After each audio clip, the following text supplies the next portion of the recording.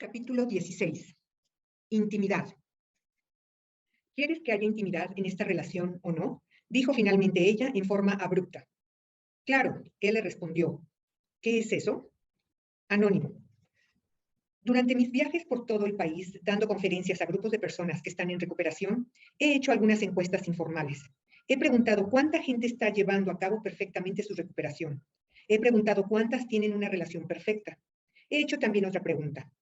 ¿Cuántos de ustedes tuvieron en sus familiares el ejemplo o modelo de intimidad y cercanía? De un público de entre 200 y 900 personas, rara vez levantan la mano más de 2 o 3 personas para contestar sí a esa pregunta. Nadie responde que sí a la primera de ellas. Alrededor de 2 personas entre 1,500 contestan afirmativamente a la segunda, aunque no he entrevistado a sus cónyuges. Unos cuantos entre nosotros hemos sido lo suficientemente afortunados y hemos visto qué es la intimidad. La mayoría hemos vivido dentro de familias donde la intimidad y la cercanía no existían. Conductas tales como ser controlador, cuidar obsesivamente de los demás, la deshonestidad y a veces los problemas más dolorosos del abuso pueden haber hecho imposible la intimidad y la cercanía. Las reglas: no confíes, no te acerques a los demás, no hables acerca de tus sentimientos, no seas vulnerable, pueden haber hecho muy improbable que se diera la intimidad y la cercanía, pero poco sabemos lo que son o cómo se sienten esos conceptos. Mi amigo Chad anunció su compromiso matrimonial a un grupo de amigos. Más tarde, esa misma noche le preguntó a Verónica, una de sus amigas, si ella y su novio tenían intenciones de casarse. No, dijo Verónica, no tenemos planes. Chad la miró. Tu novio sería un tonto si no se casara contigo, le dijo. Lo que tú no entiendes, dijo Verónica, es que si no fuera un tonto, no tendría yo una relación con él. Tengo una limitada capacidad para intimar y cualquiera que desee una relación cálida y amorosa no tiene nada que hacer conmigo. El comentario de Verónica expresa un problema que es común a muchos de nosotros. La mayoría queremos tener intimidad y cercanía, pero pocos sabemos lo que son en verdad o cómo se sienten esos conceptos. Y a muy pocos nos enseñaron cómo tener esas dos cosas. A la mayoría de nosotros nos enseñaron cómo no tener intimidad ni cercanía.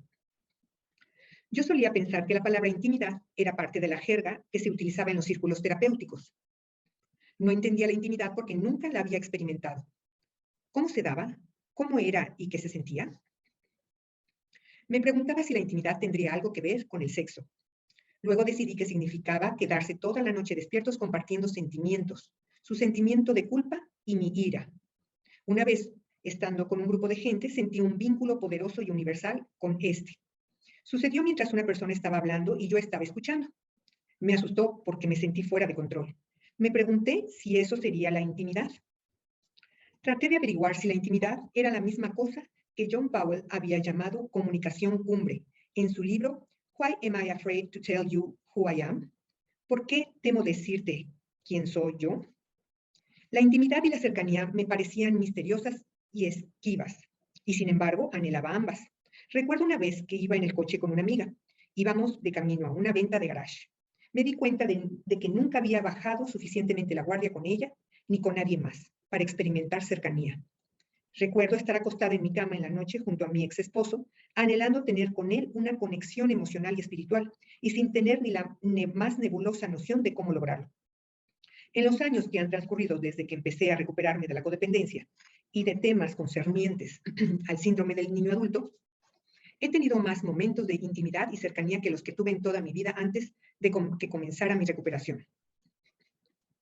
He culpado a los demás, me he quejado por no tener cercanía con nadie y me he preguntado si alguna vez la tendría. Pero cuando seriamente me propuse tener relaciones donde hubiera intimidad y cercanía y combiné ese propósito con la recuperación, empecé a tener relaciones con intimidad.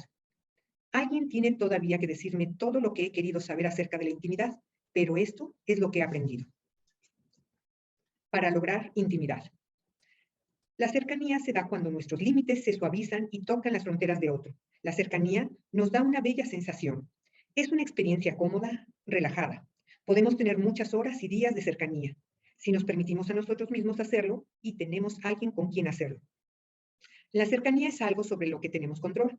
Creo que tiene mucho que ver con las actitudes, de preocupación por los demás, de honestidad, de ser abiertos, estar dispuestos, de seguridad y de disponibilidad. La cercanía se puede fomentar, desarrollar y mantener. También podemos fundir nuestra energía y suavizar nuestros límites con objetos inanimados.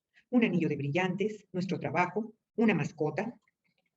A veces eso está bien. La clave está en elegir. La intimidad es la gran conexión de energía. Es trascendental.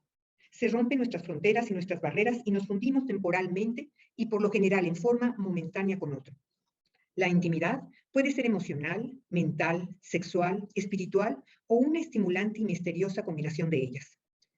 Aunque a la intimidad no se le puede examinar, pesar ni comparar, las experiencias más profundas son conexiones de energía multidimensionales. La intimidad es una conexión tan poderosa que no puede darse en forma sostenida. Es un regalo, un queridísimo huésped que ella y parte inesperadamente y cuando le viene en gana. En el momento en que nos percatamos de que ahí está, desaparece. La cercanía y la intimidad son como la felicidad. Son difíciles de describir. O las tenemos o no las tenemos. Sabemos cuándo las tenemos y cuándo carecemos de ellas. La cercanía y la intimidad ocurren cuando y donde menos los esperamos. No se les puede fabricar, forzar ni comprar. Vienen como sus productos al vivir de cierta manera. A esa manera se le llama recuperación. Y es cuidar de nosotros mismos y amarnos. La recuperación nos pone al alcance de estas actividades. Incrementa nuestra capacidad para experimentar intimidad y cercanía. La intimidad comienza cuando la programación individual, por lo general instintiva, se vuelve más intensa y tanto los patrones sociales como otras restricciones y motivos ulteriores comienzan a ceder. Escribe Eric Berne en Games People Play, los juegos que juega la gente.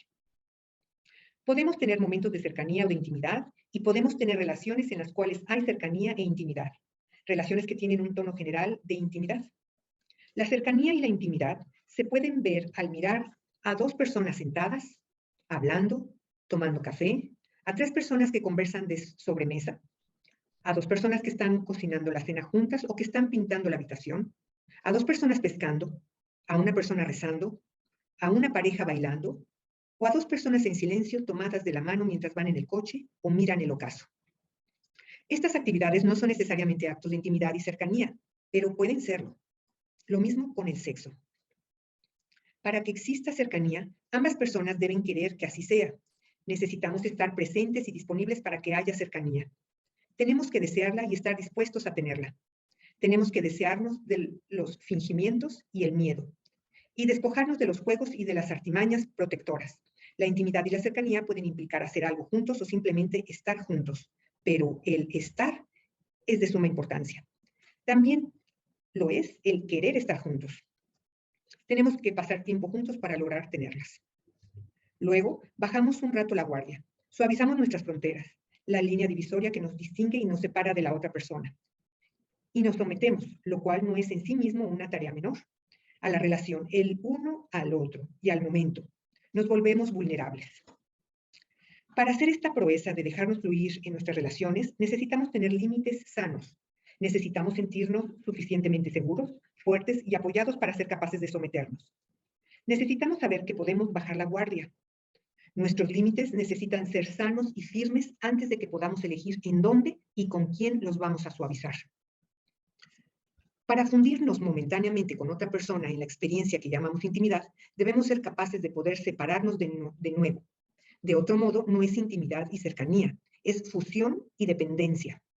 Necesitamos tener un sentido sano de uno mismo para que podamos contar con que cuidaremos de nosotros mismos. La otra persona necesita saber que abandonaremos su territorio cuando sea apropiado hacerlo. Ambas personas necesitan la confirmación de que cuando fundamos nuestros territorios no sucederá ninguna invasión, vergüenza, humillación, violación ni una estancia excesiva.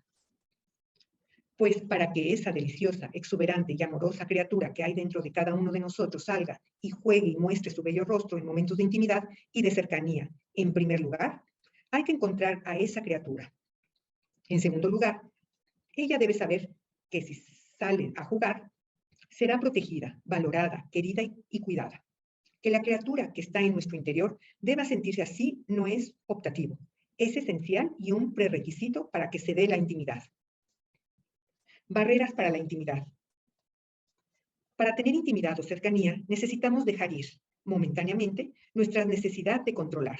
El controlar y el cuidar obsesivamente de los demás impiden la intimidad y la cercanía. Son sustitutos de la cercanía y barreras en contra de ella.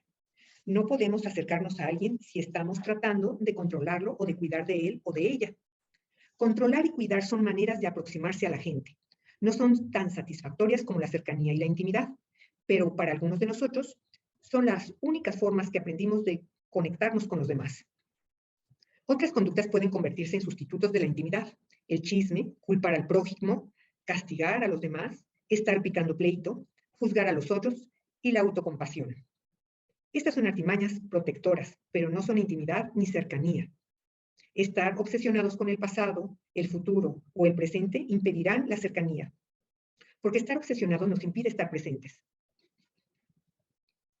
Los asuntos inconclusos, la ira no resuelta, los bloqueos hacia nuestro pasado y, por tanto, lo que nos bloquea para llegar a nosotros mismos, impiden la intimidad.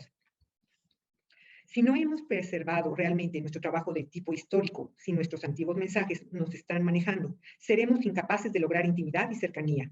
Si no hemos acabado nuestro proceso de duelo y aceptado al fin nuestras circunstancias actuales y a la gente que está dentro de esas circunstancias presentes, seremos incapaces de estar lo suficientemente presentes para lograr intimidad y cercanía. La ira y los resentimientos no resueltos, ya sea para con la persona con quien nos encontramos o para con la gente de otras épocas de nuestra vida que esa persona represente, pueden bloquear la intimidad y la cercanía. La mayor parte de mi vida he sido victimada por los hombres, dice Jane. Varios años después de haber iniciado mi recuperación, cuando traté de establecer una relación sana, me percaté de qué tan enojada estaba con los hombres. Nunca había lidiado con la cantidad de rabia que tenía hacia los hombres que me habían maltratado. Racionalicé mi ira, la negué, pero ahí estaba. Por supuesto que ahí estaba, pero no la había reconocido ni la había aceptado.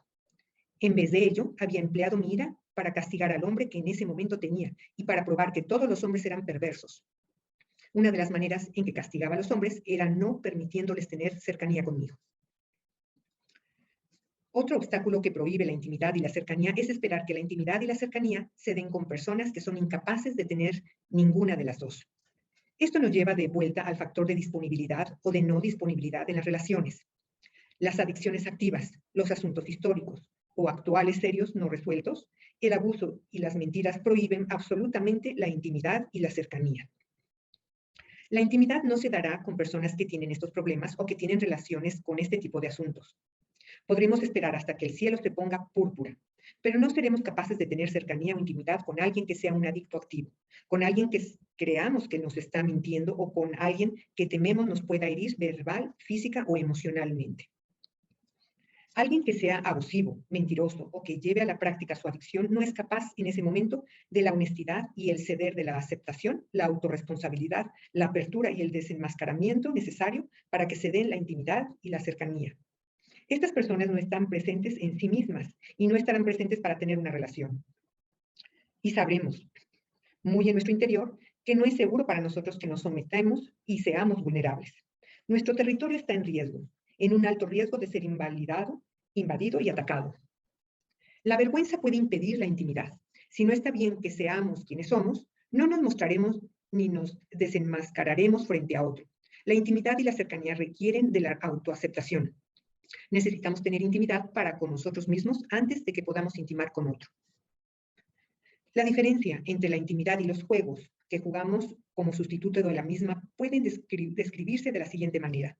Es un juego cuando te castigo porque estoy enojado contigo. Es intimidad cuando te digo que estoy sentido, enojado y que deseo castigarte. Pero es intimidad solo si mi tono de voz es suave y si asumo la responsabilidad por mis sentimientos y mis conductas. Es intimidad si estoy dispuesto a ser vulnerable y si confío en que a ti te importa cómo me siento. La verdadera intimidad. En Living the Unchanged Forest, The Path from Relationship Addiction to Intimacy, para marcharse del bosque encantado, el sendero de la adicción a la intimidad en las relaciones, las autoras Stephanie Covington y Liana Beckett nos proporcionan 3 factores más que son esenciales para la intimidad en las relaciones. La relación debe ser mutua. Eso significa que las dos personas son libres tanto de quedarse como de irse y que ambas están en ese momento en la relación porque así lo quieren, no porque necesiten estarlo o porque tengan que estarlo. Debe existir una empatía recíproca. Esto significa que ambas personas están dispuestas a tratar de entender los sentimientos de la otra y a preocuparse por ellos. De nuevo, para estar dispuestos a entrar en el mundo emocional del otro con una actitud solícita. Debemos sentirnos seguros para hacerlo. Debe existir un equilibrio de poder. Esto significa que debe haber una igualdad de poder entre la gente para poder lograr la intimidad. Esta igualdad nunca es un equilibrio perfecto, pero los platos de la balanza no deben estar demasiado inclinados hacia ninguno de los dos lados. Otra parte importante de la intimidad y la cercanía es la capacidad para distanciarnos, para regresar a nosotros mismos y a nuestras vidas después de haber tenido cercanía. La intimidad y la cercanía son estados alterados de conciencia y de energía. Son estados alterados de los límites donde estos se suavizan. Luego de que hemos tenido intimidad o cercanía, necesitamos restaurar nuestros límites y nuestra energía a condiciones normales, sanas, intactas. Necesitamos cerrar los boquetes en nuestras fronteras y restaurarnos a un estado de integridad y de individualidad. La gente no puede mantener estados permanentes de intimidad y de cercanía. Eso no es deseable y probablemente nos impedirá hacer cualquier otra cosa. Necesitamos recuperar nuestro equilibrio y nuestro yo. La necesidad de distanciarnos después de periodos de cercanía es instintiva y sana. Las mejores maneras de lograr el distanciamiento no son instintivas. Muchos de nosotros lo sabemos todo sobre las conductas de distanciamiento. Son las mismas conductas que hemos usado como sustitutos de la intimidad. Son las mismas conductas que bloquean la intimidad y la previenen. Para distanciarnos podemos recurrir a picar pleito, a buscar culpa en el otro, a aislarnos o a cualquier otra conducta que afecta la intimidad. Si aleja a alguien, nos protege, construya una barricada o de alguna otra manera crea distancia. Es una conducta de distanciamiento. Para aquellos de nosotros que tenemos una capacidad limitada para la intimidad, algo de cercanía o de intimidad nos puede empujar a emplear conductas distanciadoras. Una opción a estas conductas es aprender a aceptar nuestras necesidades de distanciamiento después de la cercanía y elegir cómo nos gustaría hacerlo. A menudo, un simple cierre de nuestra energía y el retorno a nuestra vida y actividades normales es suficiente. Entre más comprensivos seamos para con nosotros mismos, más fácil nos resultará manejar tanto la fusión como el surgimiento que son parte de la intimidad y de la cercanía. Las relaciones que tienen una calidad de intimidad y cercanía requieren de un yo fuerte y cultivado por parte de ambas personas involucradas. También son necesarios el respeto mutuo y la autoconciencia. Necesitamos ser capaces de decir lo que nos lastima, lo que nos hace sentir bien y lo que necesitamos. Lo mismo en cuanto a la otra persona. Merecemos tener relaciones de intimidad y cercanía. Nuestra capacidad para la intimidad y la cercanía se incrementará a medida que avancemos en nuestra recuperación. Necesitamos ir lenta y suavemente a medida que vamos aprendiendo el arte del sometimiento condicional, someternos por un tiempo, someternos con ciertos límites, someternos con personas seguras y someternos con el convencimiento de que retornaremos como una persona íntegra. Una vez que aprendamos a amarnos a nosotros mismos, podemos aprender a amar y ser amados dentro de nuestras relaciones de formas nuevas y emocionantes. A menudo el reto más grande no es el aprender a amar a los demás, es aprender a dejar que ellos nos amen. La intimidad y la cercanía pueden implicar un esfuerzo, pero vale la pena que lo hagamos. Ustedes han aprendido a aceptar la impotencia, han encontrado un poder superior. Están aprendiendo acerca de su propio poder. Ahora pueden aprender a compartir el poder. Actividad. Número 1. ¿Cómo te parecería adecuado tener intimidad y cercanía en tu vida y en tus relaciones? Número 2. ¿Cuáles son tus patrones de distanciamiento? ¿Molestar al otro? ¿Encontrar culpa en él? ¿Terminar con la relación? ¿Sentir ira? ¿Empezar a controlarlo? ¿Imbuirte en el trabajo? ¿De qué otras maneras más positivas podrías restablecer tus límites después de periodos de intimidad?